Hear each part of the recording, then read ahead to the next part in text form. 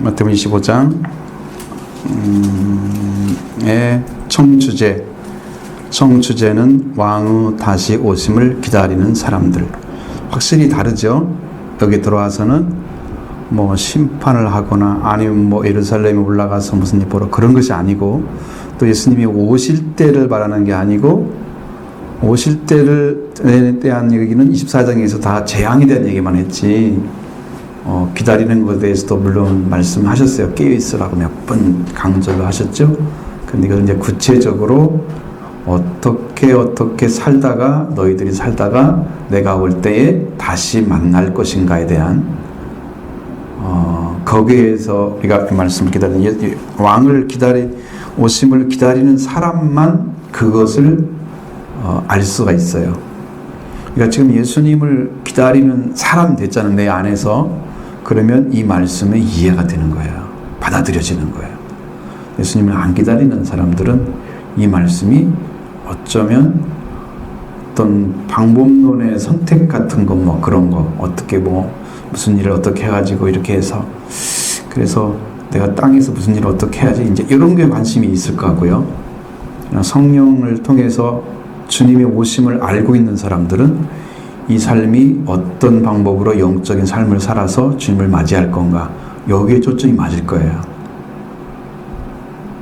그러니까 대부분의 사람들은 여기서 초점을 맞출 때 대부분의 이 땅에서 어떤 일을 하는 것에 초점을 많이 맞추는데, 오심에 대해서 맞춰져 있어야 돼요.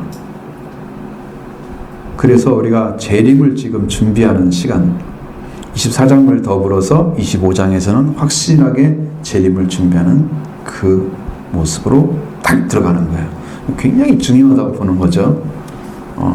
그 다음부터는 뭐 예수님이 순환장으로 들어가는 거니까 완전히 다른 분위기가 딱 나타나잖아요. 그렇습니다. 이스라엘의 결혼 풍속을 이해해야 열처녀 비유 문장을 더 잘 이해할 수 있다는 거예요. 신랑을 맞으러 나간 열처녀는 유대인의 결혼식에서는 몇 가지 절차가 있었다고 합니다. 일반적으로 신랑은 몇몇 친구들과 함께 자기 집을 떠나서 신부를 데리러 신부의 집에 간다고 합니다. 그리고 신부의 집에서 종교의식을 비롯해서 여러 가지 예식을 마치고 난 다음에 신랑은 신부를 데리고 자기 집으로 돌아옵니다. 일반적으로 신랑이 신부 댁에서 오는 시간이 밤인데 그걸 미리 예고하고 오는 것이 아니기 때문에 이렇게 늦어지게 되면 기다리는 사람들이 어려움을 겪게 된다는 거죠. 또 밤이 늦을 경우에 결혼을 해방하기 위해서 불량배들이 뒤따라오긴 하고 혼인 예식이 망가지는 경우도 있었기 때문에 신랑 일행이 들어오면 바로 문을 닫아서 그 결혼식을 보호해야 했다는 거예요. 그래서 늦게 온 처녀들은 문을 꽝 닫아버린 거예요. 망칠까봐. 그 당시에 이제 그 생활상을 그대로 지금 여기다 반영을 한 거죠, 성경에. 근데 그때는 영적인 문제에서는 좀 다릅니다. 영적인 부분에서는 다른데, 그렇게 봤을 때 신랑이 올 때 사람들은 상당한 거리까지 그들을 맞으러 나가야 됩니다. 그냥 가만히 있는데 가까이 오면 가는 게 아니고 맞으러 나가는 거예요, 쫓아서. 그래서 거기서 처녀란 신부가 아닌 결혼식 잔치에 초대된 신부의 들러리를 가르칩니다. 근데 이들은 저녁 무렵부터 등을 들고 나가서 신부를 데리러 오는 신랑을 기다렸다가 그들 일행을 혼인잔치에 인도하는 역할을 담당했습니다. 그러니까 등불은 항상 켜져 있어야 되고, 밤이기 때문에 또 누가 오는지 모르잖아요. 밤이 이거 안 켜져 있으면 전 사람이 오는데 안 보이면 못 보잖아요. 그러니까 켜고 있어야 돼요. 물론 거기서 켜고 오겠지만 우리 쪽에 준비를 하고 있어야 되죠. 그래서 그렇게 준비를 하고 있었는데, 근데 여기 처녀의 숫자가 10명이라고 하는 거죠. 이게 무슨 의미냐? 그것은 열이라는 것은 완전을 상징하는 숫자입니다. 그러니까 열이라는 사람이 다 들어가야 한다는 얘기거든요. 절반 들어갔으니까 불완전한 거잖아요. 그러니까 이 땅에도 구원이 다 되지 않는다는 거죠. 혼인잔치에 다 들어가는 게 아니라는 거죠. 그걸 상징적으로 보여주는 거예요. 그리고 열이라는 숫자는 하나의 유대 회당을 구성할 수 있는 최소의 인원이 됐습니다. 자, 회당을 만들 때 10명이 되면 회당을 만들 수가 있어요. 시나고게라고 하는. 그래서 그 사람들이 거기 들어가서 성경을 토론하거나 뭐 기도를 한다든가 뭐 그런 예배 제사의식은 못해도 그런 걸 다 했어요. 성경 공부도 하고 할 수가 있었던 것입니다. 그런데 이제 이런 종교 집회를 위해서 필요한 종족 인원이었는데 그 유대의 풍속에서는 장례 행렬이나 결혼 행렬의 들러리는 반드시 일열명의 인원이 필요했다. 이게 이상하죠? 그렇게 숫자를 딱 맞춰야 될까? 하나의 10명이네. 1열명. 그러니까 하나의 10명. 2열명. 그러니까 2열명이면 20명을 말하는 거죠. 1열명. 한 10명. 한 줄에 10명씩 사야만 됐다는 거예요. 이런 관점에서 본문의 열처녀는 다른 시대에 예수님을 신앙하는 모든 신자를 가리키는 거다. 모든 신자를 가리키는 거다. 모든 신자니까 10명이니까 완전 순위가 딱 맞죠? 모든 신자가 다 신랑을 맞이해서 신부 집에서 거행하는 결혼식에 참여를 해야만 되는 거죠. 빠지면 안 되겠죠. 그래서 특히 그들은 세상으로부터 구별되어 예수님의 재림을 대망하는 기다리는 공동체로서 역사적 교회를 예시해주는 주의 순결한 처녀들이다. 이게 좀 말이 어렵죠. 왜냐하면 이런 게 어려운 것은 이분이 쓴 책들은 다 대부분이 해석서를 그냥 갖다 집어넣어 버렸어요. 그러니까 말이 어려운 거예요. 자기 말로 바꿔서 해야 되는데 그냥 집어넣었어. 저는 여러분 제 말로 바꿔서 다시 말씀을 드리면 세상으로부터 구별돼서 예수님의 재림을 대망하는 기다리는 공동체, 이게 뭐예요? 역사적인 교회, 역사에서 예수님을 기다리고 있는 공동체 있잖아요. 그 공동체에서 그걸 예시해 주는데 이 사람들은 주의 순결한 처녀들이다 그래요. 그러면 아직 결혼식을 하지 않았다는 거잖아요. 처녀들이니까. 그러면 이게 여러분 영적인 처녀들은 남자 여자 구별 없이 회개하는 사람을 가리키는 거예요. 처녀는 세상과 완전히 결별된 사람. 수가성 여인처럼 남편이 5명 있어도 상관없는 세상의 삶이 아니고 주님과 관계 안에서 삶인 거예요. 거기에는 한 분 신랑만 계시면 돼요. 다른 건 다 잘라버리고.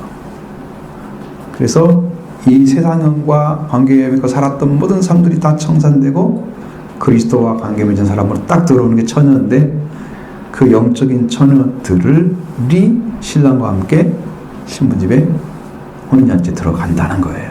그게 이제 바꿔서 얘기하면 천국을 상징하는 이야기죠. 천국에 들어간다는 얘기죠. 이 비유의 골자는 그리스도인이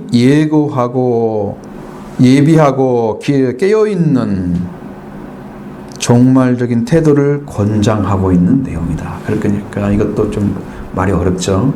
그러면 그리스도인들의 예비하고 기름을 준비하는 거죠. 깨어있는 것, 자지 않는다고 하는 것이 깨어있다고 하는 건데 영적으로 자지 않는 걸 말하는 거예요. 그 사람들이 신랑이 진짜 올 때는 졸며 잘세 그랬어요. 자지 않는다는 뜻이 아니에요. 그러니까 신랑이 더디 오기 때문에 졸며 잘 수도 있잖아요. 그러니까 잔다는 의미가 아니야. 그러니까 그런 의미가 아니잖아. 기름으로부터 있고 기름을 준비해 놓은 사람, 성령을 받은 사람들은 깨어 있는 사람들이에요. 성령이 그 역할을 해줘요. 우리가 뭐 잠을 안 자고 의식적으로 깨서 있는 것들은 언젠가는 완전히 기절해 버릴 거를 잘 못 자갖고 못 견디잖아요. 그때는 사람이 떼며가도 모를 정도로 자. 그러니까 그건 불가능해. 인간적인 게 아니라는 거야.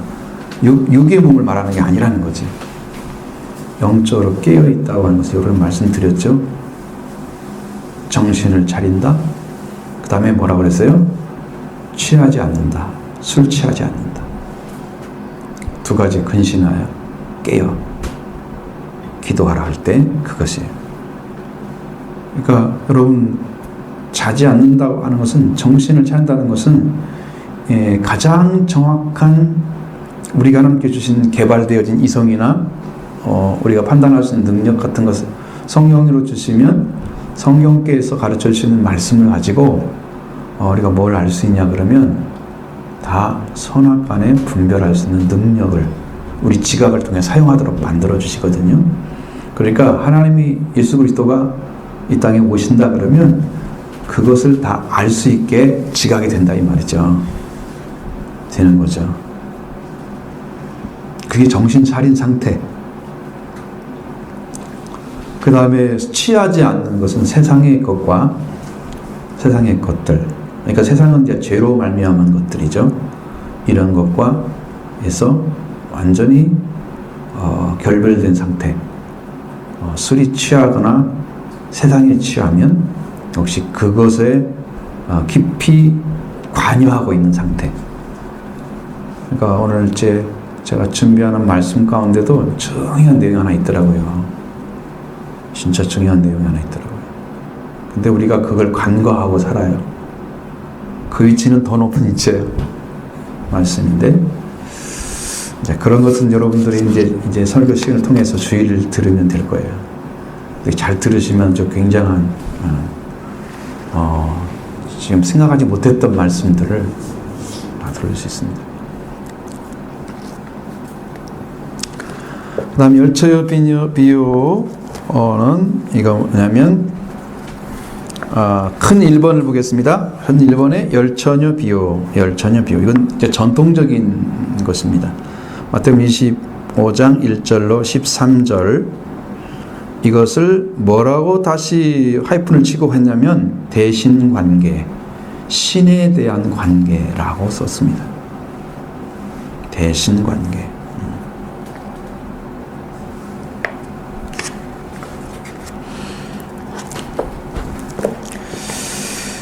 자, 여기서 한번 먼저 성경을 읽어보셔야, 그래도 읽어봐야 되겠죠. 안 읽고 나가면 이건 좀 이해하기 어렵고. 자, 1절부터 13절 같이 읽어보겠습니다. 그때 천국은 마치 등을 들고 신랑을 맞으러 나간 열처녀와 같다 하리니 그 중에 5은 미련하고 5은 슬기 있는 자라. 미련한 자들은 등을 가지되 기름을 가지지 아니하고 슬기 있는 자들은 그릇에 기름을 담아 등과 함께 가져갔더니 신랑이 더디움으로 졸며 잘세. 밤중에 소리가 나서 내 오라 신랑이로다 맞으러 나오라 하나 그들이 다 일어나 이 등을 준비할세. 미련한 자들이 슬기 있는 자들에게 이르되 우리 등불이 꺼져가니 너희 기름을 좀 나눠달라 하되 오늘 슬기 있는 자들이 이르되 너희가 쓰기에 다 부족할까 하나니 차라리 파는 자들에게 가서 너희 쓸 것을 사라 하니 그들이 살아간 사이에 신랑이 오므로 준비하였던 자들은 함께 운인잔치에 들어가고 문은 닫힌지라. 그 후에 남은 처녀들이 와서 이르되 주여 주여 우리에게 열어주소서. 대답하여 이르되 진실로 너희에게 이르나니 내가 너희를 알지 못하노라 하였느니라. 그런즉 깨어있으라. 너희는 그날과 그때를 알지 못하느니라. 아멘. 지혜로운 5 처녀와 미련한 5 처녀의 비유를 들어서 이것은 이제 사람마다 이 기름에 대한 이야기들이 많이 다르죠. 어떤 사람은 말씀이라고 생각하는 사람도 있고요. 자, 복음의 씨앗, 복음의 씨니까 말씀, 복음의 씨를 씨가 성장해서 어떻게 역사하는가를 말씀하신다. 여기는 이제 보는 시각이 이거예요. 복음이 심어졌어요. 그럼 그 복음이 어떻게 역사하는가. 물론 이것이 이제 복음이라고 했을 때도 다 이해할 수 있습니다. 말씀으로 들어가면 여러분 복음을 받을 때는 회개하고 성령 받는 것까지 가야 하잖아요. 원래 원칙적으로는. 그러니까 회개해서 예수 그리스도 속죄와 부활을 입고 그 다음에 성령 세례를 받는 것까지 가는 거죠. 이게 이제 정확하게 들어가는 건데, 복음을 받는데, 그럼 처음 들어가지 예수님으로 인해서 여러분이 속죄를 받고 영이 이제 깨끗함을 받았어요. 그 다음에 영이 살아났어요. 부활됐어요. 그 부활된 그 영은 예수 그리스도의 부활의 주님 왔을 때 씨앗이 떨어지잖아요. 그 부활의 주님이 씨앗이에요. 씨앗이 떨어지죠. 그럼 씨앗이 자라가지고 어떤 역할을 해야 되느냐? 기름까지 받게 하면은 그 사람은 성령 받은 사람이야. 기름이 준비된 사람이 되는 거고요. 여기까지 못 이루면 기름이 준비 안 된 사람이 되는 거죠. 반드시 뭐가 있어야 돼? 성령이 여러분 안에 있어야 된단 말이에요. 하나님의 영, 그리스도의 영이 여러분 안에 있어야 된단 말이에요. 성령 받는 것은 이제 어떤 조건이 아니고 필수예요. 필수. 구원의 필수 조건이에요. 그러니까 부지런히 기도해서 이 은혜를 받아내야 돼. 주님 오실 때 전까지. 그래야 우리가 이 잔치에 들어갈 수 있는 거예요. 준비가 되는 거니까. 복음의 씨앗이 자라서 어떻게 역사하는가? 그 모습을 보여준다는 거예요. 성숙한 신부로서 신랑을 기다리는 우리의 마음 자세를 어떻게 함을 설교하셨다. 이러는. 여기는 신랑을 맞이하는 사람인가요? 맞죠? 신랑을 맞이하는 거 맞죠? 그런데 신부는 아니에요. 우리는 지금 들러리를 말하고 있잖아요. 근데 갑자기 신부가 되어버리면 신부는 어디 있어요? 갑자기 10명씩 결혼하는 사람이 어디가 있어? 처녀라고 그래도 아무리 그래도 그거 안 맞죠? 앞뒤가. 그러니까 여기는 뭘 한다? 신랑을 맞이해서 어디 들어간다? 혼인잔치에 들어가는 것을 말하는 거죠. 정확하죠? 그 들어가는 걸 말씀하고 있습니다. 구약에서는 기름을 두 가지로 말씀하고 있습니다. 출애굽기 27장 20절로 21절에서는 기름이 등유로 사용됐다. 등에 기름을 키는 올리브유겠죠. 거기는 아마 100% 올리브유예요. 이스라엘 그쪽에는 뭐 석유가 있겠습니까? 그 당시 무슨 기름, 우리가 말하는 그런 기름 생각하면 안 돼요. 그 역사는 그 어두운 역사 가운데 그런 게 개발될 리가 없잖아요. 또 출애굽기 30장 34절로 38절 거기에 보면은 관유로 사용됐다 그래요. 등유는 성령의 내적인 역사를 가리키고 있다.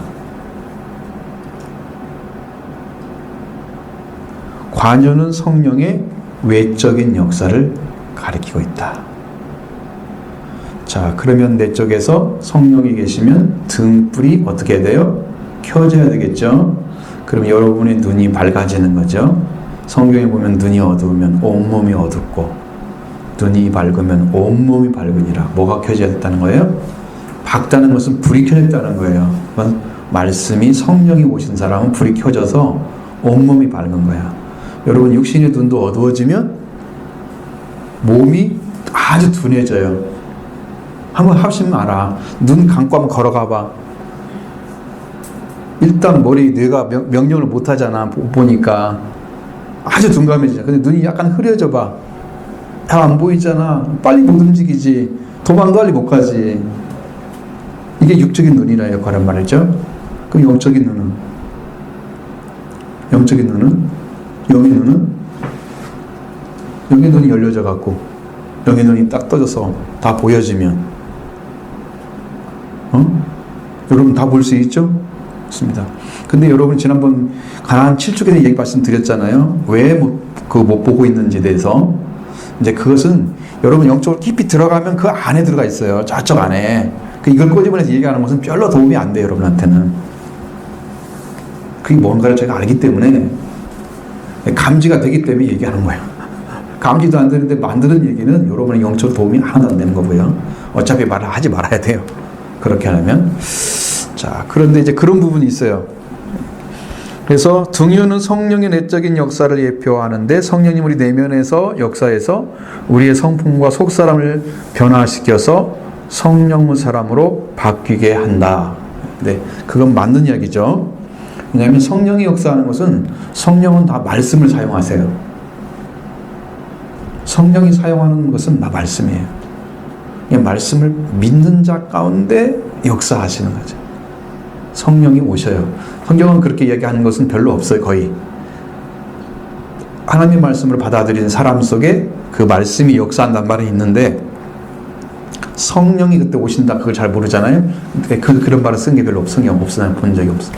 근데 사실적으로 말하면 말씀을 믿는 자 가운데 성령이 오셔서 일을 하세요. 말씀을 가지고. 그래서 말씀을 완성을 시켜줘요. 내가 그 말씀이 다 완성되게 하시면 여러분의 구원이 이루어진 거예요. 이 말씀이 우리 안에 일을 하고 있어야 되고, 성령도 그 안에 역사하고 있어야 돼요. 그래야 이 사람은 성령의 사람인 거죠. 성령의 사람이고, 그러면서 말씀이 역사하면 여러분의 생각이나 사고가 계속 바뀌게 돼 있어요. 근데 이것은 뭐 때문에 여러분 변화가 안 되냐 그러면, 받은 것은 있는데 그걸 믿고 삶으로 들어가지 않아. 성령의 역사가 삶으로 안 나타날 때는 그 말씀이 변화를 못 시켜, 그 사람을. 그래서 말씀은 잘하는데 변화된 성품이 안 생겨. 많은 분들이 그러고 살아. 나도 은혜 받았어요, 말씀 받았어요, 어쩌고 다 얘기하는데 안 변했어. 별로. 말씀이 그 안에서 일을 안 하셨다. 받긴 했는데.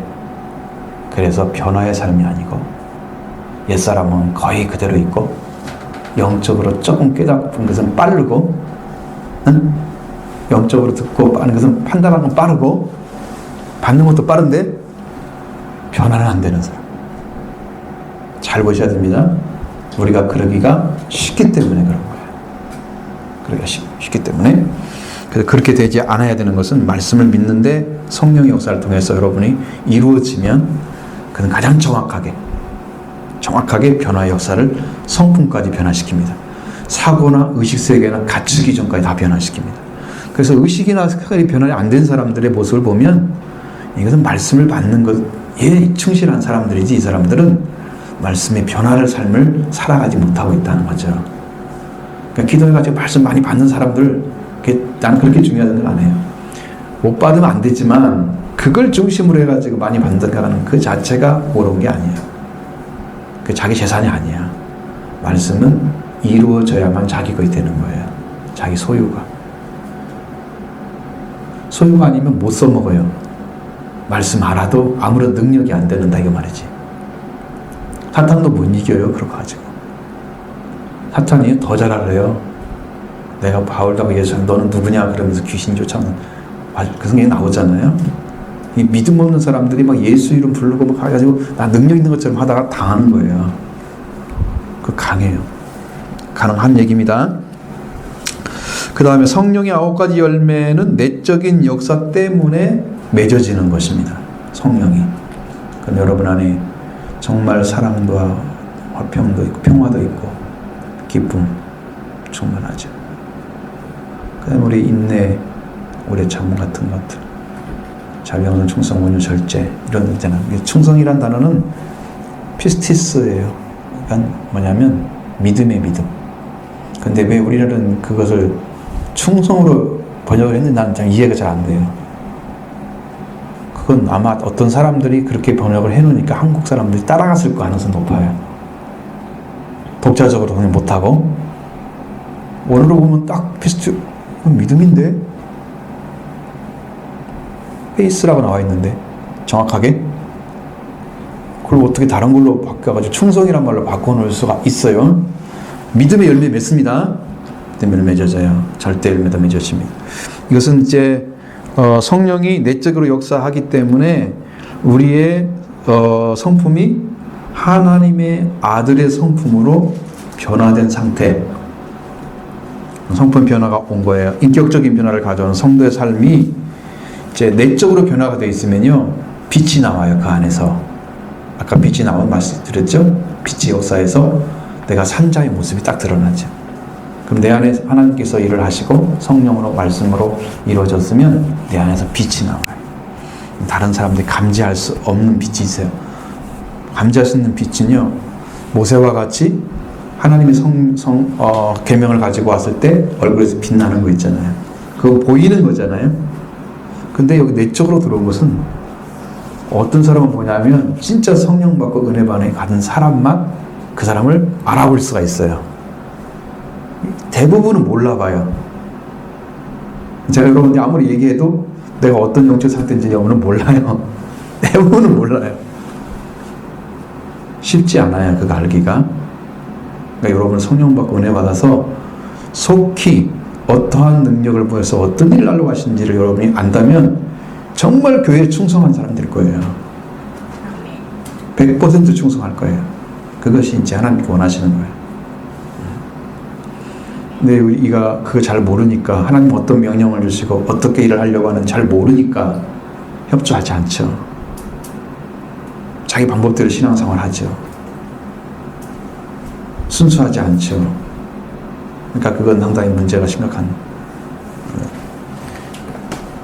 것일 수 있어요. 심각해질 수도 있다는 거죠. 관유는 성령의 외적 역사를 대표하는데 우리는 밖으로 기름을 발라서 하나님의 사역을 위해서 구별된 사역을 하도록 성별시킨다는 거예요. 관유는 밖에 바르는 기름이에요. 밖에서 어떤 성령의 능력을 통해서 나타나는 은사를 행하는 건 성경에 은사도 나오죠. 은사를 하지 말라는 뜻이 아니잖아요. 거기는 성도로 하여금 돕는 역사가 일어나면 이 은사 사용하니 하는 것이 유익이 되어져요. 그러니까 그것은 적극적으로 써야 돼요. 여러분도 은혜 많이 받으셔서 은사 활용하면 좋아요. 그건 고린도전서 14장에 나와 있는 말씀 중에 12장에는 종류 9가지 은사가 나오죠. 근데 14장에는 계속해서 방언과 예언의 은사에 대해서 이야기를 많이 해놨습니다. 쓰지 말란 얘기가 아니잖아요. 쓰란 얘기 적극적으로. 그죠? 거기까지 쓸 필요가 없잖아요. 바울이 그러지 않았으면. 그렇게 무의미하면. 근데 성령을 받고 조금 나타나는 사람들이 있기 때문에 그거 나타나면 그걸 사용하면 돼요. 그럼 굉장히 유익이 되죠. 교회도 유익이 되고 성도 유익이 되고 또 관계도 좋아지고 사람들이 또 회개할 수도 있고 예언의 말을 듣고 그런 역사 때문에 있는 거예요. 뭐 큰 역사는 아니에요. 그것이 말씀을 받고 능력이 행하는 그런 것보다 훨씬 완전하지는 않지만, 그 다음에 신랑을 기다리고 있는 신부가 등불을 들었다고 하는 이야기는 신랑 대신 예수 그리스도를 기다리는 신부된 교회, 신부된 성도들의 어떤 자세로 신랑을 기다려야 하는가를 가르쳐주고 있다. 마치 신랑을 기다리는 사람과 같아. 그러니까 지금 신부는 아니야 자기가. 그런데 신랑을 기다려야 맞잖아요. 혼인잔치 들어가면 그 사람이 와야만 혼인잔치 시작되니까. 어차피 그분이 와야 시작되는 거야. 그러니까 신랑을 기다리는 신부와 같은 자세로 지금 교회를 이야기하고 있는 거죠.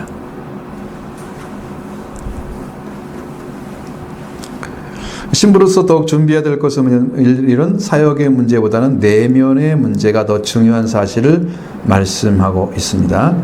신부는 유능함보다는 거룩함, 정결함, 아름다움이 더 우선적으로 매력이다. 그래서 과연 정결한 처녀로서 주님이 다시 오심을 준비하고 있는가? 라는 거예요. 자, 예수 그리스도가 오심에 대한 준비, 그건 뭐가 필요해요? 우리는 열처녀라고 하면 열처녀로서의 삶은 그냥 신부는 아니지만 신부와 같은 그렇게 준비를 해야 돼. 영적으로 정결함 있고 성결함 있고. 성경에서 뭐라고 나와 있어요? 성경에서 신부는 어떤 관계? 교회를 영적인 신부로 말하면 말씀으로 물로 씻어 말씀으로 깨끗하게 하사 영광스러운 교회로 세우시는데 흠이나 티나 주름 잡힌 것이 없이 영광스러운 교회로 세우시는 그 모습이 신부의 모습이에요. 그 모습이. 그게 아내에 대한 얘기를 쓰거든요. 교회. 아내와 교회는 일치를 시켜놓잖아요. 에베소 5장에는. 그게 연결을 딱 시켜놨어요. 그래서 내적인 거예요. 성도들이 준비할 수 있는 것은 주님과 관계 안에서 이루어지는 영적인 그 성결함, 구별되어진 것, 여러분 거룩한 삶으로, 거룩한 사람으로 구별되어지는 그런 거죠. 그렇게 됩니다. 과연 그러니까 우리는 어떻게 준비를 해야 되는가, 이제 그 문제를 지금 우리가 가고 있습니다. 어떻게 준비를 해야 되는지. 그리스도 예수 안에는 할례나 무할례나 효력이 없으되 사랑으로 역사하는 믿음뿐이다. 갈라디아서 5장 6절의 말씀하고 있습니다. 사랑으로 역사하는 믿음. 그러니까 여러분, 사랑이 동반되지 않는 믿음은 너무 율법적인 믿음 가질 수 있어요. 근데 사랑이 동반된다는 것은 하나님의 사랑을 기초로 해서 믿음을 가진 거예요. 그러니까 사랑이 역사하면서 확신 가운데 거하게 하시면 그 믿음이 진짜 믿음인 거예요. 그냥 나 혼자 잘 믿는 믿음 막 가지고 혼자 독선적인 그런 믿음이 아니에요. 여긴 질 자체가 달라요. 질이 독선적인 믿음이 아니에요. 성경이 말하는 믿음은 하나님 관계에서 자녀들이 가질 수 있는 믿음이에요. 그래서 주님께 대한 사랑은 형도의 모든 삶의 출발점이고 모든 사역의 원동력이 된다. 동인이 된다. 그렇죠. 자, 작은 1번입니다. 여분의 기름이 준비되지 못한 자들. 작은 1번에 여분의 기름이 준비되지 못한 자들. 여러분 나는 여기서 딱 생각했을 때 그 처녀들이 어떤 생각을 하고 준비를 했을까요? 기름을? 그걸 몰랐을까? 신랑이 더디 올 수도 있고 빨리 올 수도 있고 늦게 올 수도 있고, 이건 알았을지도 모르는데 알고 있었을까요? 신랑이 언제 온다고 딱 결정돼서 이렇게 시간을 정해놓고 우리나라처럼 현대처럼 한다면 몰라도 그때는 다 걸어오는 것이잖아요. 그러니까 이건 비가 오거나 그럴 수도 있는 거고 여러 가지 조건들이 다 있을 거니까 그러면 이게 빨리 올지 늦게 올지 잘 모른다는 상황을 전제를 해야 되잖아요.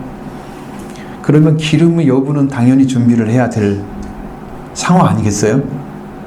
다음까지 생각하는 거죠. 늦게 올 생각을 하는 거죠. 빨리 올 생각만 하는 게 아니고, 대부분 많은 분들의 신앙 가운데는 그냥 쉽게 생각하는 게 돼 있어요. 우리는 성경에서 원시지 못한 게 가장 연약한 부분이고 약점인데 멀리 보지 못하는 거죠. 그럼 현재 문제만 해결되면, 그래서 현재 문제 해결하고 현재 문제 해결하고 그렇게 가는 사람들이 신앙을 가지고 닥치는 문제만 해결해. 영적인 문제 저기 하나님 나라 그 영광스러움까지 다 이렇게 보면서 하나님께 갈 수 있는 그 믿음까지 그러니까 다 받고 가면 딱 되는데, 그런 걸 안 보고 현실의 문제만 해결하는 것이 신앙인 것처럼 마치 원시지 못하며 멀리 보지 못하는 거지. 이 5 처녀의 모습은 그날 저녁에 신랑이 더디 온다 빨리 온다 이걸 모르기 때문에 항상 예비가 되어 있어야 된다는 거죠. 여러분, 지금도 마찬가지예요. 예수님이 오신다고 하는 것이 예고를 하고 내가 내일 모레 갈게 이렇게 했으면 죽으라고 준비하겠죠. 기도하고 밥도 안 먹고 준비할 거예요. 응? 근데 언제 올지 몰라 이러니까 적당히 현실 문제 해결하면서 가는 사람들은 미래까지 안 보고 주님 오심을 준비하지 않고 있는 거예요. 지금 신앙에서. 이것이 한 가지 이제 딜레마에 빠질 수 있는.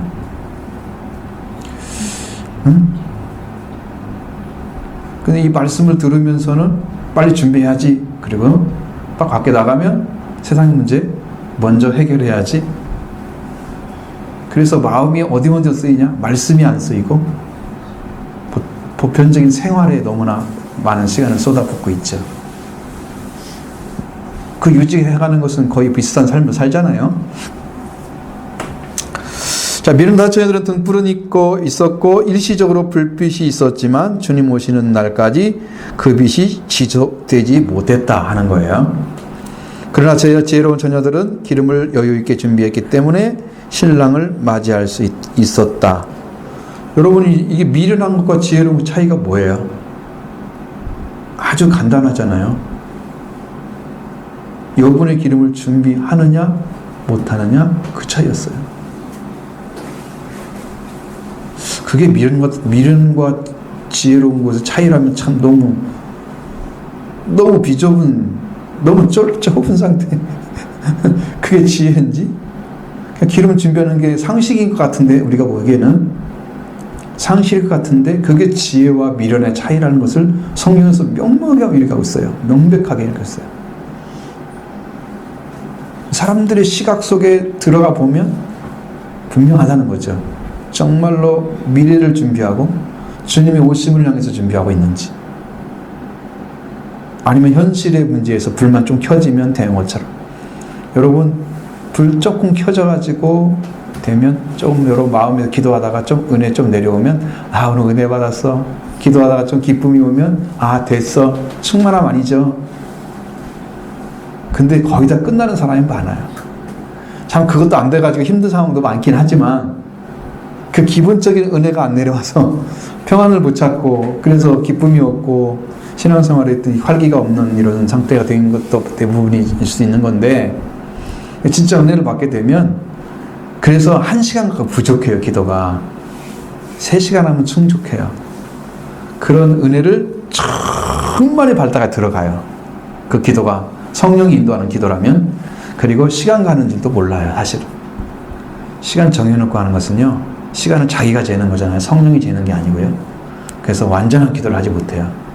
1시간만 기도해야지 딱 자잖아요. 그럼 자기가 재는 거야. 성령의 역사로 재면요, 1시간이 모르게 지나갈 수도 있어요. 그건 하나님의 시간으로 재기 때문에 그래요. 우리 세상의 시간이 아니에요.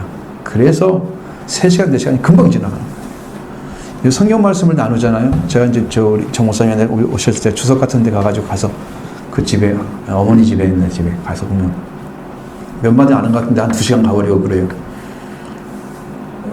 왜 이렇게 빨리 가는지 모르겠어요. 금방 가버리는 거야. 왜? 성령이 역사하는 말씀을 나누다 보니까 시간 가는 줄 몰라. 휙 지나가버려. 성령이 주관하기 때문에 그래요. 기도도 성령이 주관하면 모릅니다. 그렇게 가는 시간들을. 여러분 시간을 할 수 있으면 많이 빼서 주님께 드리세요. 주님과 교제하시고. 그래야 여러분이 충족하게 받아요. 조금 물 축적해지면 뭐 거기다 씨를 심는다고 씨가 심어질까요? 충분히 물이 있어야 땅이 온전히 소리까지 젖어서 씨가 심어질 수 있겠죠. 근데 보면 대부분 겉만 이렇게 좀 젖은 상태로 그냥 끝나버리는. 그래서 열매가 날 수가 없어. 그것도 거기다 말씀 뿌려도, 말씀을 주어도 열매가 안 생겨. 왜? 싹을 내는데 들어가지 못해요. 땅이 딱딱해가지고 힘을 못 써. 말씀이 역사하지 않단 말이죠. 자, 그러니까 우리 모두는 불빛을 가지고 밝은 모습으로 주님을 맞이해야 되는데, 우리는 말씀이 있고 성령이 역사하면 밝음에 들어가 있습니다. 밝음. 어둠이 우리를 지배하면 안 된다는 거죠. 왜? 성경에는 예수님 자신은 빛이라고 말씀하셨어요. 어둠은 뭐예요? 사람을 지배하고 있는 죽음의 세계를 어둠이라 그러는 거죠. 그래서 완전히 다른 세계죠. 어둠의 세계는 성령의 세계가 아니고 사단이 지배하는 죽음의 세계를 어둠이라 그럽니다. 전혀 다른 세계에서 이제 2가지 모습으로 나타나는 거예요. 하나님 역사는 전부 빛으로 나타나요. 성경이 처음에 창조할 때도 빛이 있으라고 먼저 하시잖아요. 동일하죠?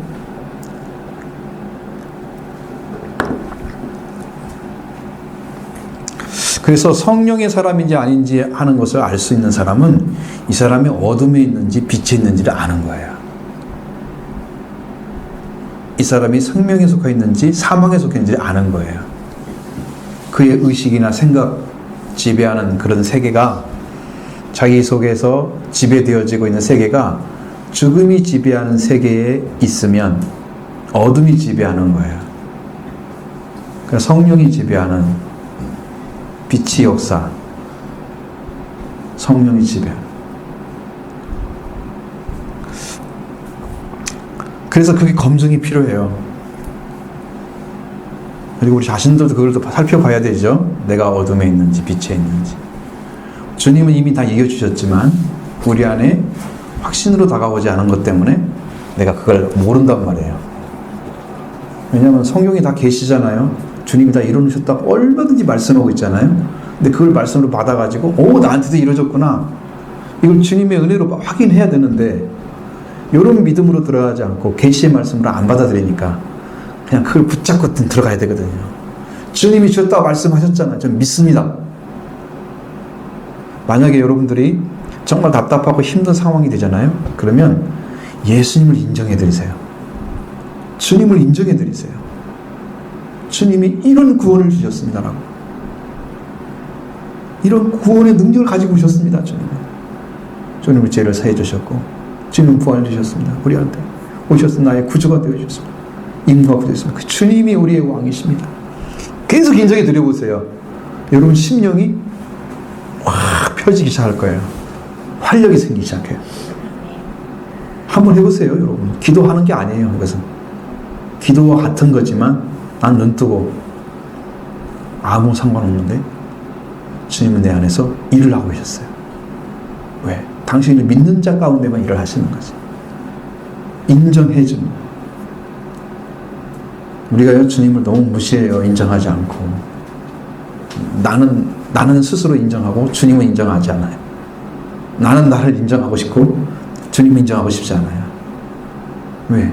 주님이 주인이 아직 안 돼가지고 체인지가 안 돼서 아직 회개가 완성되지 않았어요. 그래서 내가 중심인 거예요. 그러니까 주님이 일을 할 수가 없는 거지.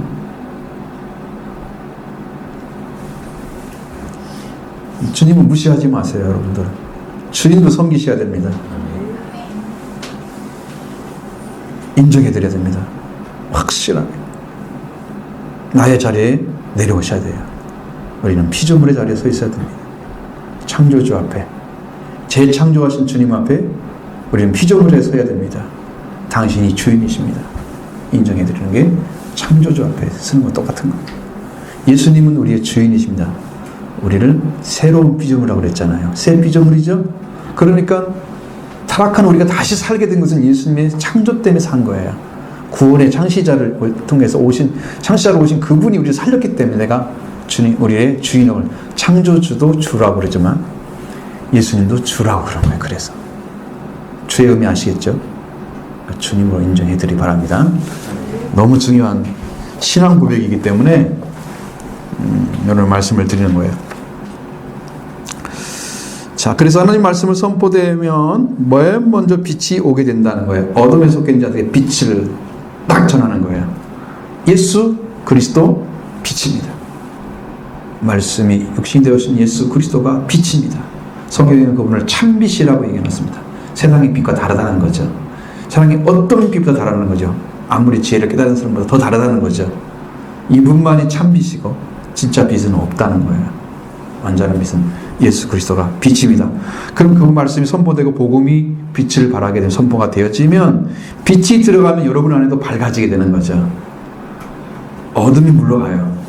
어두운 생각, 불신의 생각, 여러분 마음속에 어떤 마음속에서 그렇게 그것들이 주님을 인정함으로, 그분이 말씀을 인정함으로, 그분이 이루셨던 말씀을 인정함으로 빛이 들어가요. 심령 안에. 그러면 여러분이 밝아져요. 내적인 부분에 악한 영들이 물러가요. 미련한 처녀들은 우리에게 기름을 팔라고 합니다. 그러나 슬기로운 처녀들은 이에 대해서 너희 쓸 것을 사라고 했습니다. 기름을 확보할 수 있는 유일한 방법을 제시해 주는 거예요. 이사야 55장에는 뭐라고 되어 있을까요? 목마른 자들아, 누구한테 오라 그랬어요? 내게 나오라. 사는 방법은 누구예요? 하나님께 사는 거죠. 목마른 자들, 빛은 아니에요. 그러나 이제 사는 것은, 그거에 대한 이야기는 그게 사는 거예요. 계시록 3장 18절에도 나와 있습니다. 무엇을 사라? 금을 사서 부여하게 하고, 그 다음에 흰옷을 사서 뭘 가리고 안약을 사서 눈을 뜨게 하고. 라오디게아 교회 나오잖아요. 다 사야 되죠. 이게 뭐냐면 다 하나님께로 와야만 여러분은 완전하게 고쳐진다는 거예요. 완전하게 볼 수 있다는 거죠. 수치가 가려진다는 거죠. 진정한 부유자가 되는 거예요. 영적 부유자. 자기 공부하면 잘 모르고 사는 사람들이 나는 신앙이 좋아, 괜찮아. 거기 오면 나는 부자다. 라오디게아 교회 사람들은 자기를 너무나 이렇게 긍정적으로 생각하는데 너희들은 다 못 벗고 있어. 너희는 너무 가난뱅이야. 영적으로. 너는 가진 게 아무것도 없어. 너는 보지도 못해. 안녕을 사돈을 받아 돈을 보게 하라고. 하나님께로 받아야만 이루어지는 거야 다. 우리는 없어요. 그걸 가진 게. 그걸 부정해야 하나님을 필요로 합니다. 그걸 부정하지 않고 괜찮은 것처럼 내가 살아도. 그러니까 어디가 지금 막혀 있는 거야? 내가 거기서 빠져야 되거든요. 하나님께 가려면. 내가 거기다 들어가 있는 거야, 나가. 그럼 내가 들어가면 주님이 할 일이 없잖아. 내가 왕노릇 하는데. 내가 왕처럼 내가 해가지고 하나님을 다 명령하고 자기가 준비된.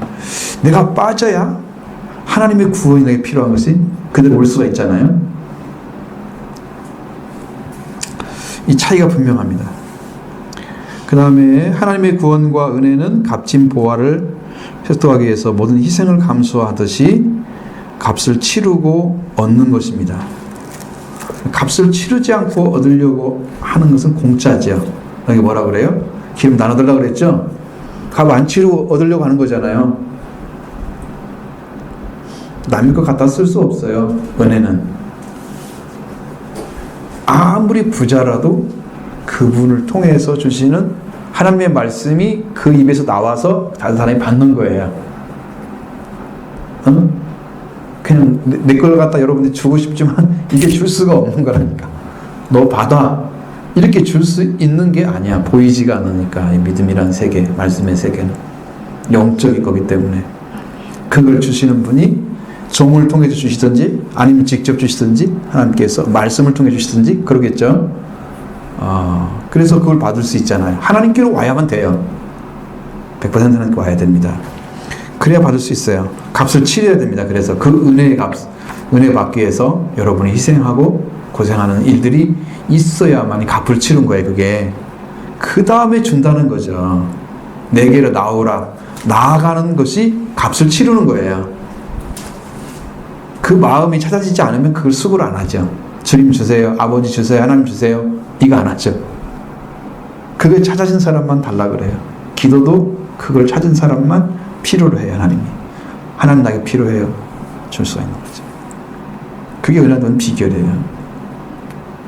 그분이 필요한 사람만 주는 거죠. 그래서 목마른 자들아, 그런데 이제 나오라, 내게 나오라 그러면 여러분 목마른 사람들이 누군지 알아요? 어떤 사람이 목마른 사람이에요?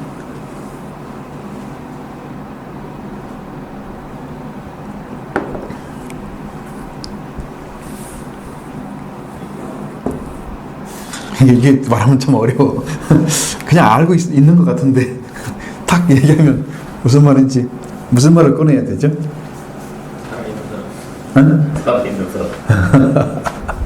생명 얻은 사람.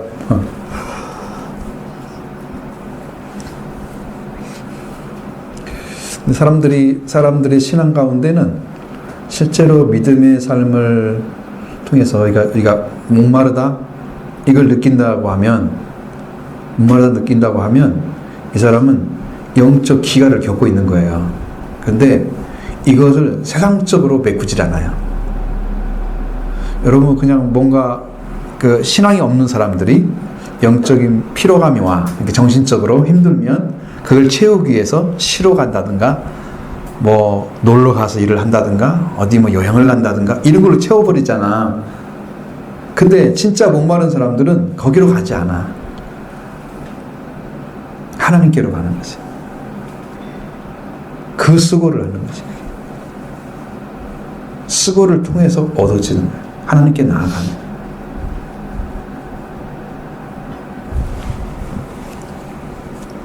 그분을 만나면 다 채워주죠. 필요한 거 다 채워주죠.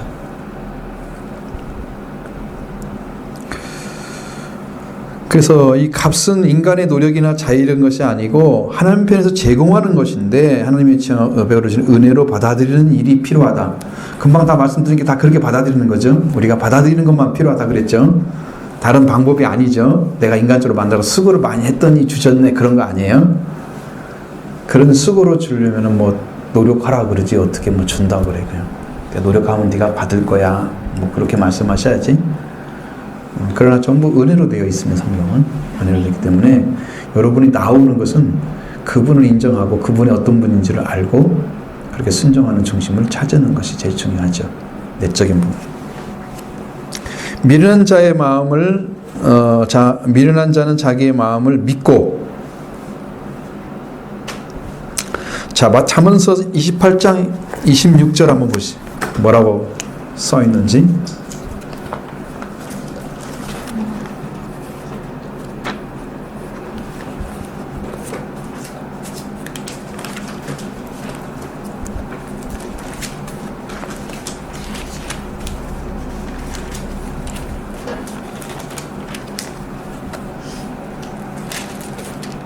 자기의 마음을 믿는 자는 미련한 자요 지혜롭게 행하는 자는 구원을 얻을 자니라.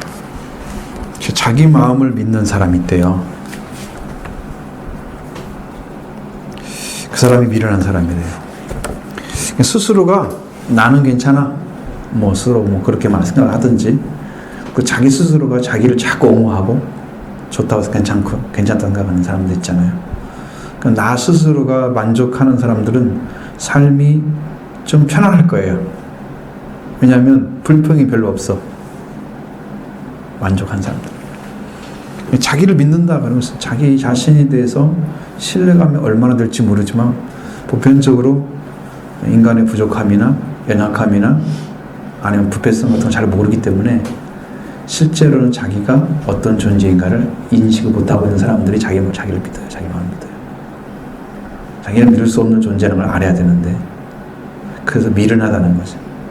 그러니까 난 이제 미련한 자녀가 어떻게 그렇게 기름을 준비하지 않았을까?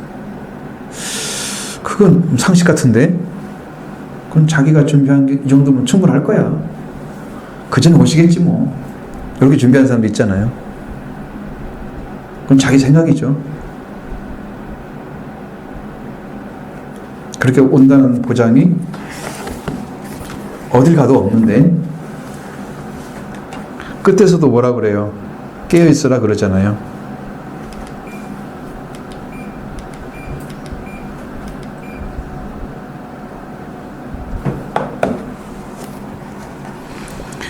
그래서 마태복음 7장 26절의 말씀과 같이 하나님의 말씀을 믿지 않는 자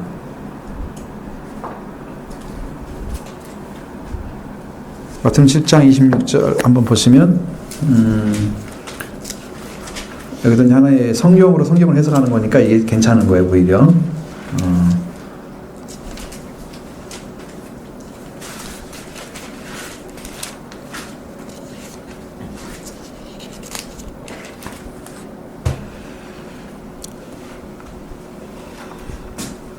말씀을 듣고서 행하지 않는 사람이 어리석은 자라 그랬죠.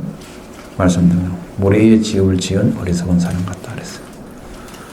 말씀을 듣고 여러분 그 말씀을 나의 삶으로 가져가지 않는 것은 어리석은 거예요. 그래서 집이 인생을 살아가는데 집을 다 짓잖아요. 여러분의 인생을 살아가는 삶 자체가 집을 짓는 거예요. 시간을 투자하고 쓰고 그것을 위해서 살아가는 삶 자체가 지금 자기 집을 짓고 있는데 토대가 어디냐? 말씀을 의지해서 삶을 살아가느냐? 아니면 말씀과 상관없이 살아가느냐? 그래서 토대가 달라지는 거야. 기초가. 그건 이제 홍수가 났을 때만 그때 나타나. 보편적일 때는 모래에 지어서도 아무 상관이 없어. 비가 안 오면. 창수가 났을 때, 큰 물이 몰려왔을 때 모래를 다 씻어나가면 그냥 바로 무너지는 무너짐이 심하니라. 이건 나는 어떤 다시는 일어설 수 없는 신앙이에요. 그러니까 보편적인 삶은 여러분들이 창수가 나는 때는 언제? 여러분 생애 가운데 환란이 찾아오거나 큰 문제가 생겼는데 그때 와장창 무너지는 사람들은 모래 위에 집을 지어서 그냥 신앙생활을 하고 있었던 거야. 나의 삶을 다 투자하고 그냥 거기에다 그냥 전적으로 살았던 거야. 그 문제. 하나님 말씀 안 믿고. 그런데 어느 순간에 창수가 딱 나고 비가 오고 창수가 나니까 붕청 무너지는 거야. 근데 말씀을 믿고 의지해 선 사람들은 견고해지는 거야. 그랬을 때, 그 문제가 생겼을 때 더 튼튼해져. 아니야, 하나님이 도와주실 거야. 왜? 나의 반석이신 하나님이기 때문에. 그게 승리자의 모습이에요. 말씀만이 여러분을 지켜주는 거지, 여러분이 그걸 중심으로 살지 않는 삶은 다 허상이에요. 다 허상이에요. 이렇게 생각을 하시면 여러분 쉽게 이해가 되시죠? 그래서 어떻게 미련할까 그러더니 이거 보시면 그러대. 어둠의 때를 위해서 우리는 여분의 기름을 준비해야 된다는 거죠. 어둠의 때가 올 것이지 때문에. 그래서 기름을 준비하는 일은 기도 생활로 말씀하고 있어요. 여기는 지금 필요한 기도가 아닌 여분의 기름을 위해서 충분하고도 깊은 기도가 있어야 된다는 거예요.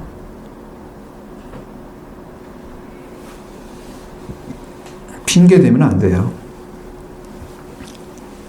잠을 들자 그러도 이건 해야 되는 거죠. 졸려서 못했어요. 정신 바짝 차리면 졸림도 싹 도망가. 내가 이렇게 살면 큰일 나지. 난 멸망당해. 죽는 것보다 더 큰 일이 없는데 그 죽음 앞에서 난 아이고 못하겠어요. 아니 정말 그 마음이 있다면 잠도 다 달아나요. 근데 내가 죽음보다 더 강한 건 없잖아요. 죽음을 물릴 수 있는 그러한 하나님의 은혜를 입어야 된다. 그러면요 정신 바짝 나요. 난 이렇게 하면 죽을 수 있어. 하나님 안에 못 들어가면 어떡해. 이러면 나는 멸망당해. 이렇게 살면 안 돼. 확실하게 자기 각인해보세요. 정신이 여러분 육체를 이깁니다. 그때 이깁니다. 제가 경험을 했어요.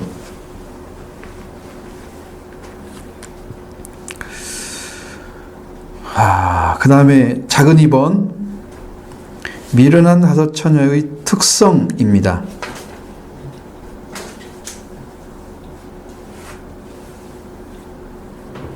더 작은 1번이네. 자기 사명이나 목적의식이 희미했다.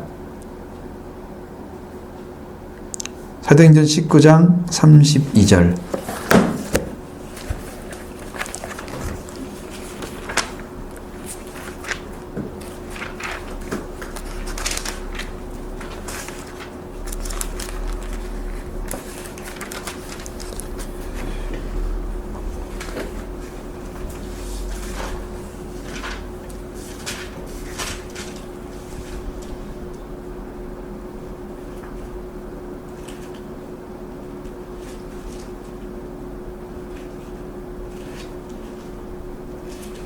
에베소에서 일어난 일이죠. 소요가 일어났을 때 지금 생긴 일이잖아요.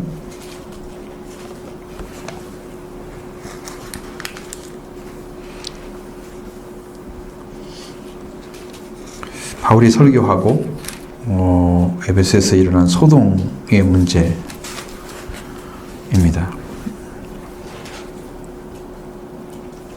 사람들이 외쳐 어떤 이는 이런 말을 어떤 이는 저런 말을 하나 모인 무리가 분란하여 태반이나 어찌하여 모였는지 알지 못하더라. 여러분 어떤 일을 할 때 내가 왜 왔는지를 모르고 앉아있으면 큰일이잖아요. 그 왜 그러고 시간 낭비해요? 목적도 없이 와서 뭐 우왕좌왕하고 막 이러다니. 목적이 없으면 사명감이 없는 거죠. 사명은 여러분 제자들에게는 언제 주어져요? 사람 넘는 어부가 되리라. 사명 언제 주어져요? 부름 받을 때 주어지죠. 여러분도 은혜 받을 때 사명이 주어져요. 교회에게 충성하라. 아니면 어떤 일을 행동하라. 하나님께 어떻게 드려야 되는 삶을 살아야 되는지에 대해서 말씀해 주시죠. 그러니까 목회자로서 쓸 사람들은 또 이렇게 있고 또 교회에서 필요한 사람이 이렇게 있고 다 다르기 때문에 전부 목사가 되면 성도는 어디가 있어요? 그거 안 되잖아요. 그렇게 될 수도 없지만 또 그런 사명을 가지지 않은 사람들은 그 되게 힘들죠. 억지로 목사하는 사람 참 불쌍한 사람 많아요. 제가 옆에서 경험해 보면 저 사람들은 목사가 아니라 그냥 평신도도 부족한데 목사가 되고 있는 사람들 많거든요. 목사를 불러주면 좋아하고 막 이런 사람들. 뭐 어쩔 수 없는 거죠. 우리가 뭐 그 사람한테 뭐 하지 마라 하라 할 수 있는 권한이 없기 때문에 신학교에서 잘 해야 되겠지. 자, 두 번째는요. 충분한 기름을 준비하지 않았다는 거예요. 사도행전 8장 6절.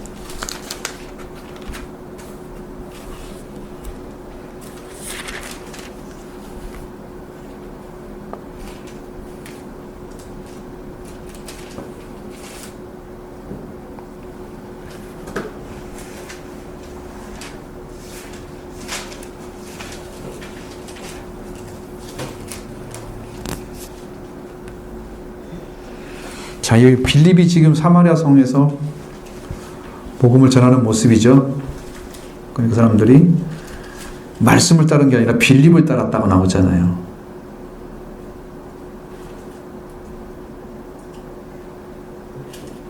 빌립을 그냥 따르고. 빌립은 목적이 되면 안 돼요. 여러분, 말씀을 받는 사람들은 말씀이 목적이어야 돼요. 은혜 요소도 마찬가지고요.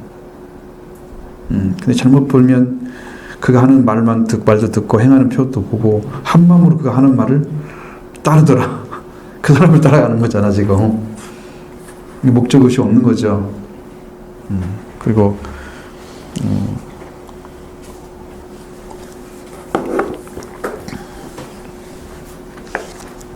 세 번째는 기름의 출처를 몰랐다는 거죠.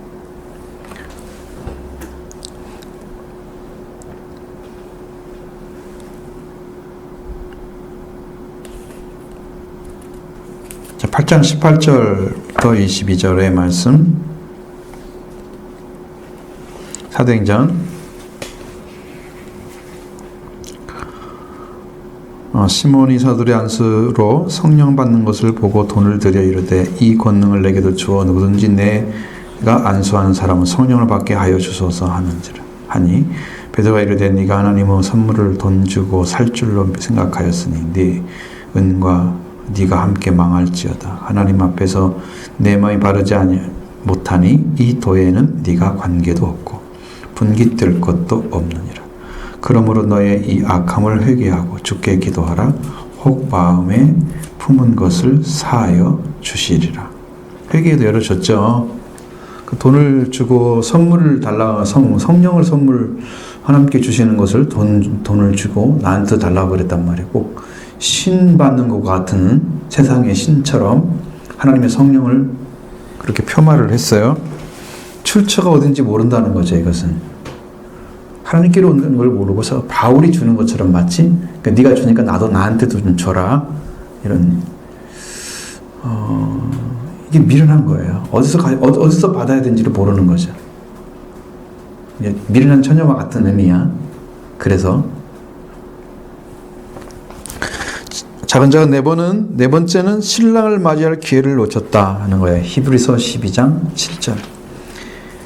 신랑을 맞이할 기회를 놓쳐버렸다.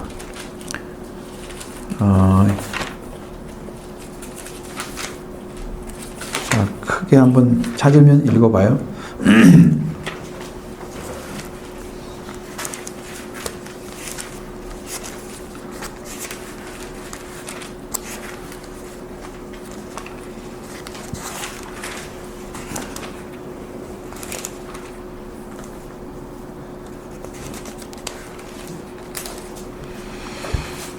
자, 너희가 아는 바와 같이 그가 그 후에 축복을 이어받으려고 눈물을 흘리며 구하되 버림바가 되어 회개할 기회를 얻지 못하였느니라. 누구 얘기인가요?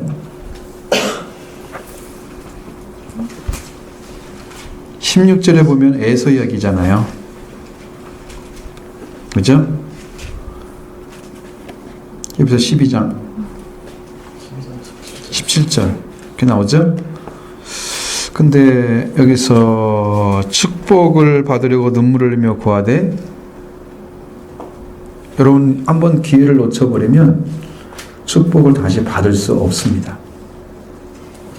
없습니다. 장자의 복은 야곱에게 에서를 통해서 해주셨기 때문에 그 복을 받은 자가 받아가요. 하나님이 그를 부정하거나 하나님이 아니다라고 말씀하셨다면 에서가 받아야 할 복을 야곱이 받을 수가 없어요.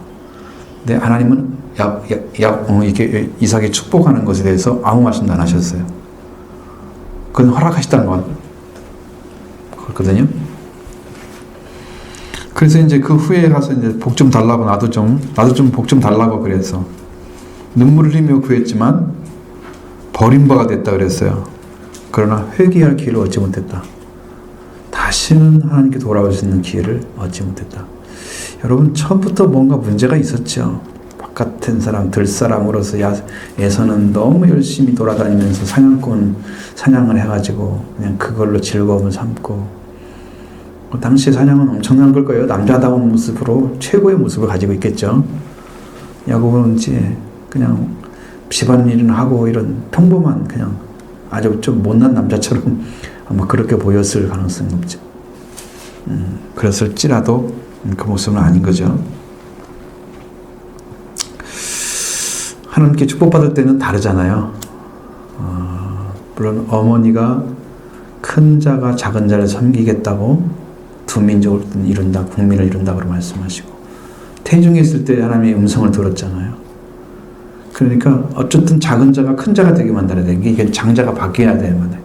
그것을 어머니가 알았기 때문에 그 복을 바꿔줬는데, 이미 그 전에 팥죽 한 그릇으로 장자권을 매매를 했단 말이에요.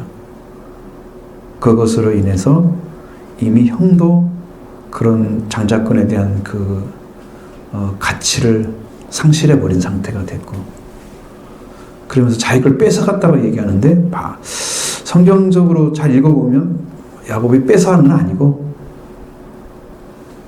자기가 그걸 안 돼라고 강하게 말을 못한 거지. 이건 너한테 줄 수 있는 게 아니야. 내가 받아야 할 문제야. 내 거야. 그렇게 단호하게 했으면 안 뺏길 수도 있었던 거예요. 근데 전혀 그런 것을 갖지 않고, 내가 배가 고픈데 이 장자권이 뭐 별개야 라고 이렇게 이제 너무 쉽게 봐버린, 그러니까 육신의 배고픔과 장자권을 맞바꿔버린 상태가 됐기 때문에, 그래서 가치를 모르는 거지. 가치를 모르는 사람. 그렇게 하면 어떻게 돼요? 회개하고 돌아올 기회가 없잖아요. 회개의 기회를 놓쳤다고 그랬죠? 이것도 신랑을 맞이할 준비하는 기회를 놓쳐버린 거죠. 영적으로 보면. 의미적으로 지금 얘기하는 거야. 이건 똑같은 건 아니고 의미적으로 얘기하는 거야. 자, 그 다음에 슬기로운 다섯 처녀. 여기가 하나는 해야 되겠죠. 시간이 좀 부족할 것 같은데. 자, 슬기로운 다섯 처녀 3번 슬기로운 다섯 처녀입니다. 3번입니다. 큰 3번. 번호로는 이제 작은 3번이죠. 1번에 큰 1번에 작은 3번. 슬기로운 다섯 처녀. 슬기로운 다섯 처녀는 신랑이 언제 올 줄 알지 못했기 때문에 언제 신랑이 오더라도 불을 밝힐 만반의 준비를 했다 이거예요. 이게 슬기로운 거라는 거예요. 언제 올지 모르기 때문에 준비를 잘해야 되는 거고요. 미련 다섯 처녀는 언제 올지 모르기 때문에 준비를 허술하게 한 거예요. 어디다 맞춘 거예요? 일찍 오는데. 늦게 온다는 생각을 안 하죠. 언제 온다는 약속도 없는데 자기 맘대로 준비 안 하는 거죠. 그 준비 안 하는 것이 미련한 거예요. 자기 생각대로 했다는 거죠. 실제는 아무것도 모르는, 사실 언제 올지 모르기 때문에 사실 아무것도 모르는 거잖아요. 그럼 모르면은 더 준비를 잘해야 돼. 참 문제가 되긴 하잖아. 우리가 밥을 하루에 오늘 식당에 몇 명이나 올까? 식당에서 주인이 준비할 때 50명분 준비하면 될까? 저 그런 거 있을 거 아니야. 감이라는 게 있을 거 아니야. 그날따라 뭐고 사람이 더 엄청 하고 해가지고 막 밥이 부족해가지고 다시 밥을 하고 막 이런 경우도 생길 거야. 예측이 불가능하잖아. 언제 단체 손님이 딱 돌아버리면 한 20명이 그냥 칵 돌아버리고 깜짝 그냥 뭐 사람들이 어쩌고 왔다 갔다 하면서 하면서 먹는데 갑자기 와버리면 집 다 동나버리잖아. 준비가 안 되는 거는 이제 예측 불가능한 거잖아. 그것도. 나 이제 그 준비해놨다가 나중에 버리면 손해가 또 얼마나 많아. 그게 또 어렵잖아요. 적정선이 있겠죠, 나름대로. 그거 안 되니까 자꾸 손해를 보는 거지. 만들어놨는데 안 사가고 그러니까 다 버려야 되니까 손해를 보면서 장사를 못 하는 거지. 예. 예수 그리스도가 오신다는 얘기는 수없이 많이 듣고 예전부터 성경은 똑같이 써 있었잖아요. 뭐 특별한 게 아니잖아. 그죠? 예수님 처음 성경 만들어가지고 우리가 얌야에서 신약 성경이 딱 완성됐어. 39권, 27권이. 그랬을 때 그때 성경은 딱 적혀 있잖아. 그때부터 성경은 신약 성경이 딱 된 거야. 그 뒤로 바꾼 게 있어 없어? 아무것도 없잖아. 그럼 그때도 옛날에 똑같이 성경이 있었단 말이야. 그런데 이제 문제는 뭐냐면 종교 개혁 이전에는 성경을 사제들만 봤다는 거지. 일반인들은 못 봤다는 거야. 그걸 다 써가지고 누굴 줄 수가 없어. 사본을 만들어야 되니까. 금속알자가 없었잖아. 그 다음에 이제 금속알자가 개발되면서 사람들에게, 일반인들에게 독일에서부터 이렇게 나온 이제 시작된 것을 우리가 가보니까 그걸 말을 해주더라고. 신약성경 번역도 이제 루터가 하고 이런 얘기도 해주고. 그래서 일반화되기 시작했어요. 라틴어가 독일어로 바뀌고 이제 일반 언어로 바뀌기 시작하는 거야. 그래서 우리나라도 이제 바뀐 것이 이제 늦게 전례가 오면서 한국어가 아니고 옛날의 언어로 와가지고 이제 이게 우리한테 준 거지. 그러니까 성경을 먼저 받고 우리는 신앙생활 시작된 거고 옛날 사람들은 성경 없이 신앙생활을 했어. 그럼 누구 말이 진짜야? 사제가 주는 말만 하나님 말씀인 거야. 그래서 사제의 권위는 하늘과 같은 자예요. 그러니까 면죄부까지 나왔겠지. 그런 권위가 없는데 누가 그걸 사가겠어? 그게 가능한 얘기예요. 지금 시대 불가능한 얘기예요. 성경을 다 읽는데 성도들도 누가 속여 먹겠어 이걸. 목사님 그거 잘못 해석한 거예요? 이럴 수도 있잖아. 있을 수가 없는 일이야 지금. 상황이 다르죠? 자, 그러니까 여러분 준비를 하는 것은 정말 알지 못할 때는 더 온전하게 잘 준비를 해야 된다. 그 얘기를 해드리는 거예요. 지금도 예수님 오신다 그러죠? 만반의 준비를 뭘 해야 돼요? 내적인 준비 먼저 하셔야 되고요. 기름 준비하셔야 되고요. 영적으로는 성령입니다. 성령.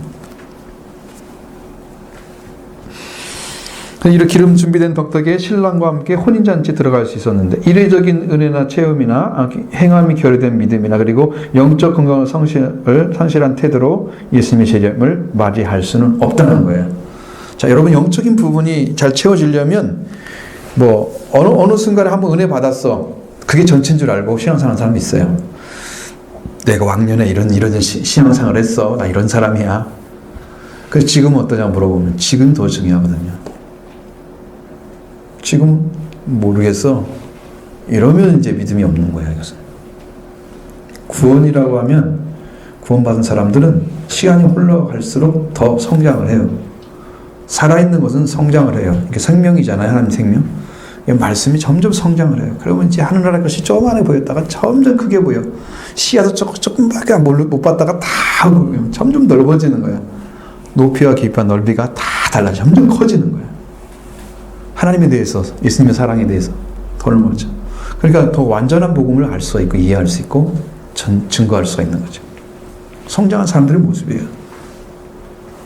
근데 항상 생각이 똑같거나 아니면 옛날 생각이 그대로 잊어버리거나 옛날 거 뭐 하나 가지고 그냥 그걸로 버텨대는 사람들 지금 구원이 아니라고요. 그건 구원이 아닙니다. 일회성 은혜 체험이에요. 그 다음에 여러분 내적인 삶은 조금 되는 것 같은데 외적인 삶을 너무 안 사는 사람들.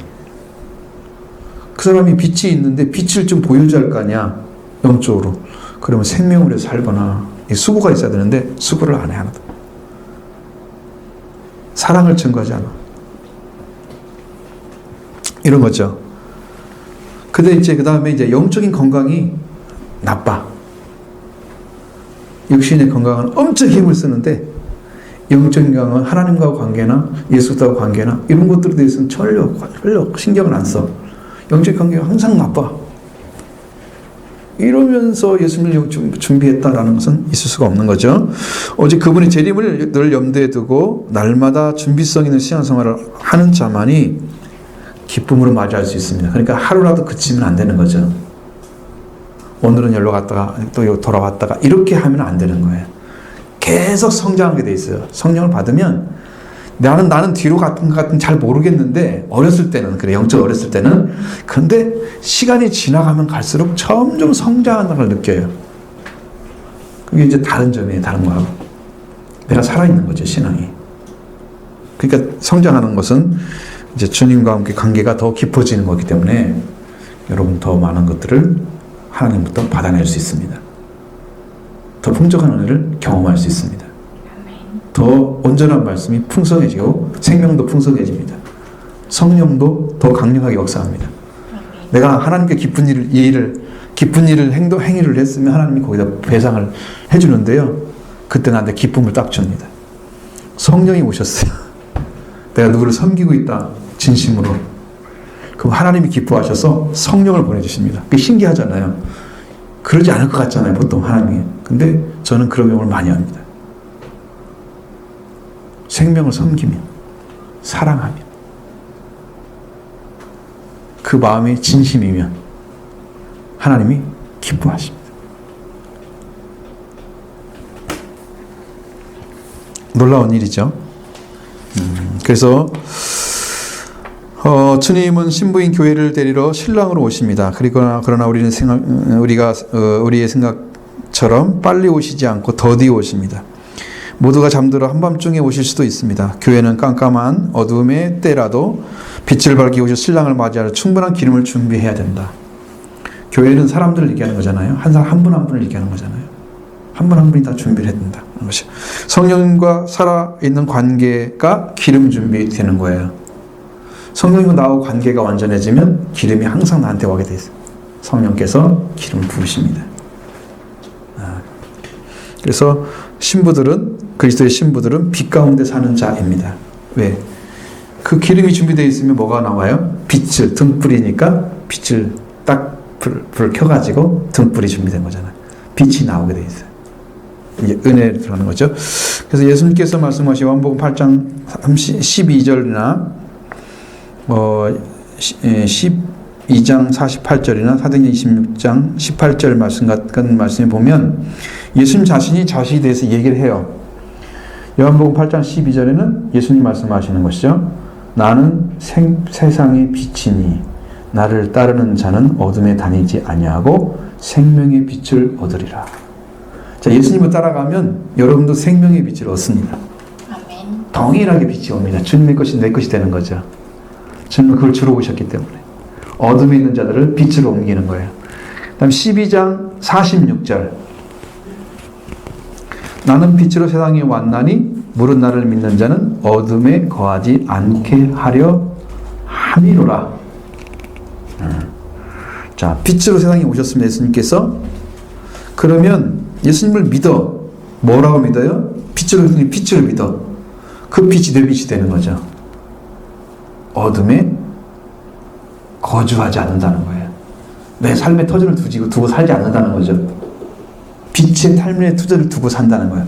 예수 그리스도의 삶의 터전을 두고 산다는 거예요. 마음에, 생각에, 삶이 옮겨지는 거예요. 빛으로.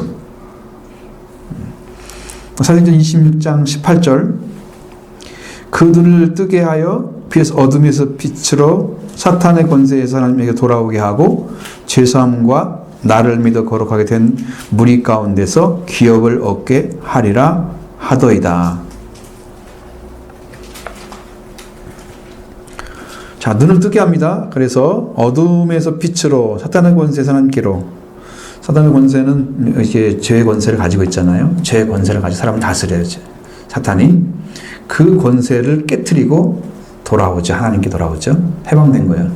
권세를 완전히 무력화시켜서 해방시켰습니다.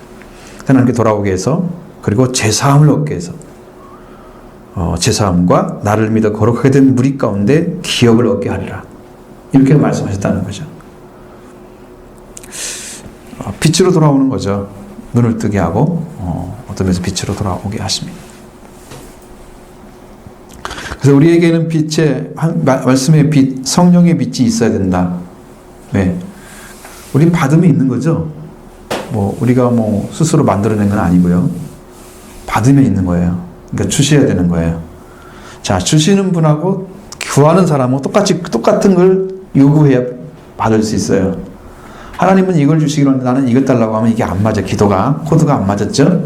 그러면 하나님이 더디해서 그걸 찾을 때까지 기다리시는 거예요.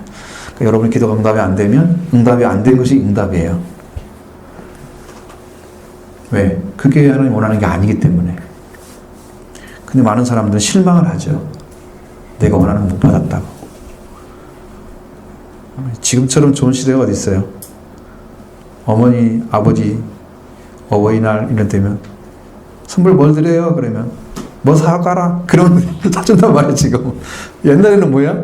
그냥 자식들 사주면 아이 고맙다 이래야 되잖아. 어린이날 엄마 뭐 사주세요. 아빠 뭐 지들 마음대로 고르잖아. 우리 어렸을 때는 그냥 사주는 게 어린이날이 나는 있는지도 몰랐어. 선물을 받은 적이 없어가지고. 그 지금은 다른 시대. 그 다르지. 완전히 다른 거야. 그래서 우리에게는 말씀의 빛, 성령의 빛이 있어야 된다. 하나님의 역사는 창조 첫날부터 빛을 만드셨죠. 하나님도 빛이기 때문에 빛을 만드신 거예요. 빛이 있으라 그랬어요. 그냥 있으라고 하면 있는 거예요. 왜? 그분은 그런 말씀의 권세를 가지고 계시는 분입니다.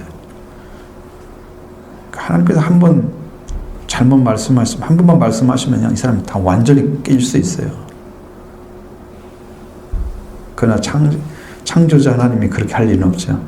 그렇게 하지 않으시기 때문에 우리가 지금 살고 있는 거예요. 그리고 넷째 날에는 뭘 만들었어요?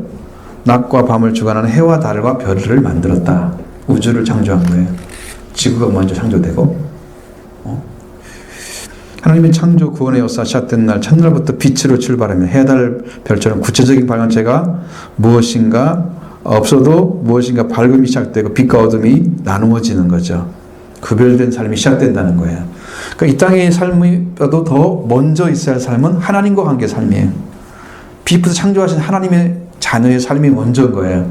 땅에 창조된 시간으로부터 살고 해와 달과 별로 인해서 만들어진 시간 안에 사는 그 삶이 중요한 게 아니고 처음부터 빛이 있으란 그 빛에 의해서 낮과 밤 어둠이 갈라지는 영적 그 관계에서 사는 게 이게 진짜 빛의 자식들인 거죠. 빛의 자녀들입니다. 그래서 빛이 없는 자, 밝음이 없는 자는 신랑이신 주님을 맞을 준비가 되어 있지 않은 사람이다. 빛은 등불에서 나오는 거니까. 그럼 여러분이 여호와의 등불은 뭘까요?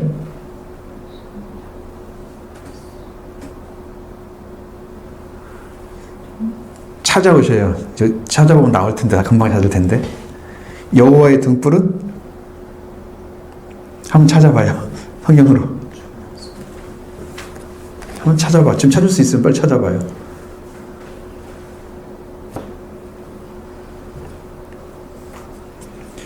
여러분이 읽어보긴 다 했을 거야. 근데 기억이 안 나는 거지.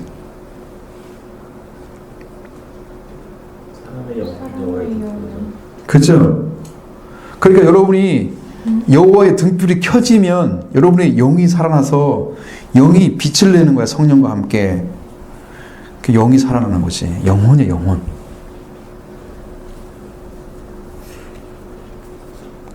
그 여러분의 영혼을 딱 살려가지고 거기 빛이 나게 하는 거. 성령이 역사하는 사람 되게 하시는 거.